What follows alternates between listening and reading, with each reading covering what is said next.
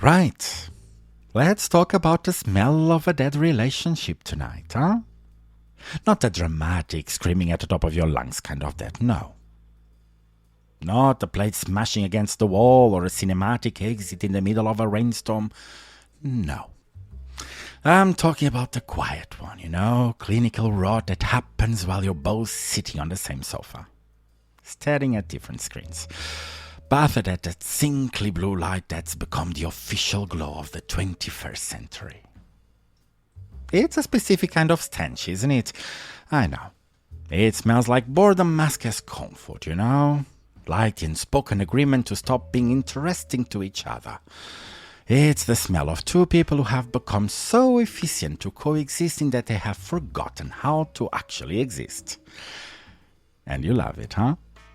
I know you do. Don't lie to me. You love the safety of the rot, because as long as the relationship is slowly dying, you don't have to do the terrifying work of keeping it alive. You can just sit there, waiting for the algorithm to suggest something better, something newer, or something with a higher resolution. We have become a generation of coroners, We spend more time analyzing why things fail than have us spent trying to make them work. We look at a text message with the same cold-attached curiosity of a pathologist looking at a tumor. It's fascinating, really. We've managed to take the most chaotic, beautiful, endangered human emotion and turn it into a series of data points that we can dissect on a cold stainless steel table. Oh yeah, we want a love autopsy. I know. Because the actual living, breathing thing is too much for us to handle. A living thing has demands and needs. And a living thing can look you in the eye and see that you are empty. But a corpse? A corpse is safe. You can cut it open, you can label the parts, and you can blame the system, or the apps, or the vibes. And then you can walk away with your hands clean. You've been told that love is a journey. I know. But that's a lie they sell you in the movies and the ads. Love is not a journey. In 2026, love is a transaction. It's a recruitment process where the candidates are all lying about their resumes. And the recruiter, that's you, is already planning the severance package before the first interview is even over. You're not looking for a partner, be honest. You're looking for a mirror that makes you look thinner. You're looking for a person who fits into the aesthetic of the life you have created on your feet. And the moment they show a glitch, the moment they show they are real, messy, unpredictable human being like all of us, you start reaching for the scalpel. You start looking for the cause of death even before the heart has even stopped beating, huh? It's amazing. To be so lonely that it hurts, and yet so arrogant that you refuse to accept anything less than a digital fantasy. You're starving for connection, but you're only willing to eat the plastic fruit on the display table because it looks better in the photos. So, here we are. Another body on the table. You've brought your notebooks, you've brought your cynicism, and you've brought that desperate hollow hope that maybe this time, I will tell you this is not your fault. It is. So, let's get the lights. Let's sharpen the blade, and let's see what's actually inside the thing you call a heart. Unfiltered outsider. Unfiltered outsider. All right, I see you still here. I would like to say I'm surprised. But let's be honest, we both know why you didn't press stop when the music kicked in, right? You're not here for the content. You're here because you've reached that specific level of modern desperation where even a verbal beating feels more like a connection than a silence of your own apartment, right? Hello, I'm Noah. And if you're sitting there waiting for me to thank you for your continued support or for turning in for this week's episode, you're clearly stumbling to the wrong feet. I don't want your gratitude. And I don't want your likes either. And I certainly don't care if it makes your morning commute feel a little more miserable. In fact, well, if you're feeling a tightening in your chest, it's good. That's just a feeling of real thought trying to break through the layers of algorithm-approved bullshit that you have been consuming all day. I'm not a host. I don't have a script of polite welcomes, and I'm not interested in being the soundtrack of your course. I'm just a guy holding the mirror while you try to look away. Think about it. You could be listening to a dating coach tell you that your person is out there. Or you could be listening to a meditation app tell you that you are enough. But no. Instead, you are here, listening to a man you don't know tell you exactly why your romantic life is a crime scene. What does that say about you? It says you're ready for the truth. Or it says you are a masochist. Either way, your presence is sufficient for now. I've got the gloves on, the table is prepared, and I'm not going to waste any more time making you feel comfortable. This is the love autopsy. So now, pay attention. Or don't. The results will be the same regardless of whether you're listening or just pretending to. Let's talk about the anatomy of the scam, We've reached a point where we don't even date people anymore. We date profiles. We date data points. We've turned the most chaotic, unpredictable, and vulnerable human experience into a standardized, filterable commodity. It's efficient, I know, and clean, and it's absolutely soul-destroying. Picture yourself. It's 11:45 p.m. You're lying in bed. The light from your phone is the only thing illuminating your face, making you look like a ghost in your own room. And you're swiping. Left, left, right, left, right. You aren't looking for the soul, no.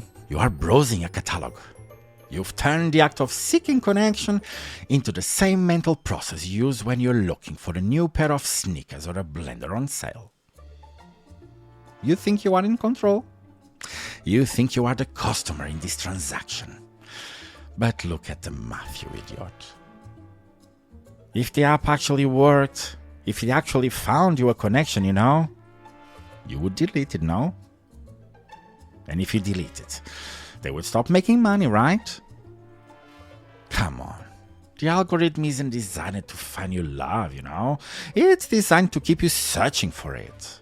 It's a professional level slot machine, And the currency isn't money. It's your remaining dignity. Every swipe is a pull of a lever. Maybe this one. No. Maybe this one. Oh, this one. Come on. You're chasing a hit of dopamine while your ability to actually interact with a real, fluid, three-dimensional human being is atrophying in real time, And let's talk about the bio. That pathetic little paragraph where you try to condense the entirety of your existence, into 3 emojis and a quirky quote you stole from a sitcom. You're marketing yourself, You have become a curator of your own loneliness. You spend hours choosing the photos that hide your insecurities, the ones that suggest a life of adventure and good vibes that we both know that you are not living. You aren't presenting a soul, You are presenting a brochure. You have become a professional at marketing a product that doesn't even exist in reality. Come on. And then you are offended, genuinely wounded, when people treat you like a product. What did you expect, mate? You enter the meat market. You put yourself on a shelf with a bright neon sign. And you are upset that everyone is just looking at the price tags and checking the expiration date. It's truly elite behavior. To complain about the shallowness of the world while you're standing neck deep in the shallow end, refusing to swim because you don't want to mess up your hair. But it goes deeper than that, The apps haven't just changed how we find people, They have changed how we see them. When you have an infinite scroll of options, well, no one is real. Everyone is disposable. Why bother dealing with a minor disagreement or a boring first date when you have 5 more matches waiting in the queue? We have replaced patience with optimization, We don't build relationships anymore. We try to install them like software. And the moment there's a bug, the moment the other person reveals a flaw that wasn't in the brochure, we uninstall and go back to the store. We have been conditioned to believe that the one is just one more swipe away. It's a carrot on a stick. And you are the donkey, walking in circles until you are too old or too bitter to remember why you started walking in the first place. You're looking for a person who fits into a life like a puzzle piece. But life is not a puzzle. It's a mess, a collision. But the apps have promised you that you can avoid a collision, right? They have promised you a frictionless experience. And because you are a coward, you believe them. You would rather have 1,000 matches that lead nowhere than one real conversation that might actually require you to change, right? You aren't looking for love. You are looking for a like, that lasts more than 24 hours. You're looking for someone who witnesses your life so you don't have to feel like you're disappearing. But here's the problem with being a product on a shelf, mate. Products don't get loved. They get consumed, they get used, and eventually they get replaced. So, take another look at the screen. Look at the faces blurring past your thumb. Those are human beings. Well, they used to be before they entered the same meat market you're in. Now they are just pixels. Just obstacles between you and the next seat of validation. How does it feel? To be a hunt who is also the prey. It's efficient, isn't it? To be able to ruin your life without even getting out of bed. And now let's peel back the next layer, because there's more. Oh my God, there's so much more. Let's talk about why you're actually addicted to this cycle of almost, and not quite. You tell your friends and you tell yourself that you are frustrated, You sit in bars, on WhatsApp groups, complaining that dating is a wasteland and that nobody wants anything real anymore. It's a great script, isn't it? It makes you look like the noble survival of a cultural apocalypse. It gives you the sense of tragic dignity. But here's the truth you don't want to face.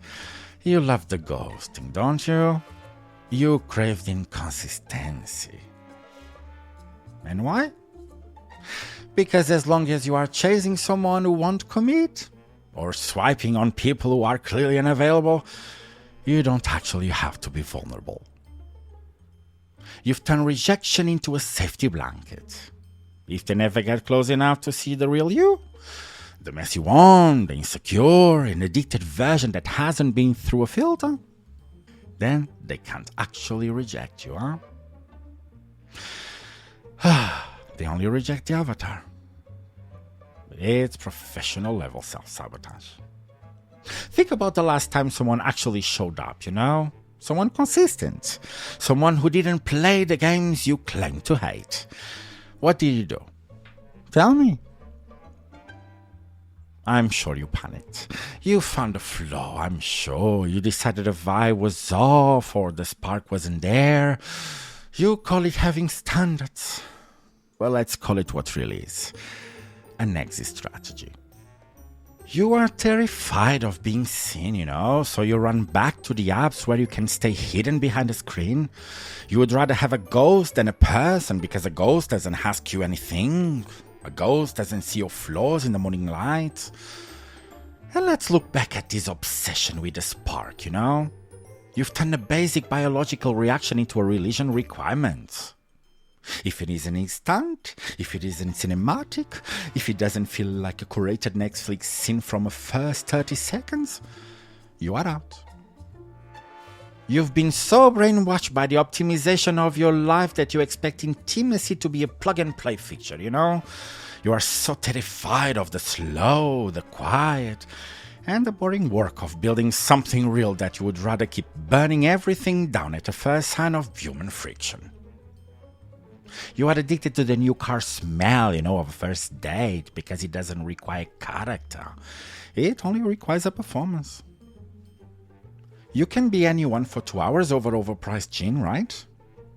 You can hide your temper and your selfishness. But the second date, or the third month, that's where the mask sleeps, huh? And that's exactly why you find a reason to leave. You would rather start a new autopsy than let someone see that you're still breathing. You've turned your loneliness into a brand, it's part of your identity now, isn't it? The unlucky one, the one who loves too much. You post about it, I know. You joke about it. You listen to me talk about it. You've integrated being broken into your personality so deeply, that if you actually found a healthy connection, you wouldn't know who the hell you were anymore. You would lose your best talking point. You would have to find something else to be interesting besides your own misery. You're not looking for a partner, be honest. You're looking for a distraction, from the fact that you don't even like your own company. You would rather spend 3 hours decoding a text message from a stranger than 30 minutes sitting in silence with your own thoughts. You've turned the search into a full-time hobby so you don't have to deal with the void inside. It's amazing to spend your life waiting for a match while you're losing the only connection that actually matters. You are not being a pricky, no. You are being a coward. You are hiding in the data because the light of a real relationship would show too many of your cracks. And you know it. You feel it every time you put the phone down and the room goes quiet, I know. But that's not loneliness, mate. That's not loneliness what you're feeling. That's the realization that you're becoming as shallow as the glass you're staring at. You aren't a romantic looking for love in a digital world, mate. You're a ghost looking for a hound. You want the drama of the hunt because the reality of the capture requires you to be a real person. And being a real person is hard, I know. Being a real person means being boring sometimes. It means being wrong. It means being seen without your best angles. So you go back to the app. You pull the lever again. And you look for the next love autopsy to perform. Because as long as you are the horn holding the scalpel, you don't have to admit that you are the one on the table. You're not lonely because the world is cold, mate. You're lonely because you've built a fortress out of preference and standards, and now you're wondering why no one is breaking in. Do you want another spoiler, mate? No one is coming in. Because everyone else is in their own fortress, doing exactly what you're doing. Waiting for the perfect that doesn't exist while the real is dying right in front of them. Let's pause this autopsy,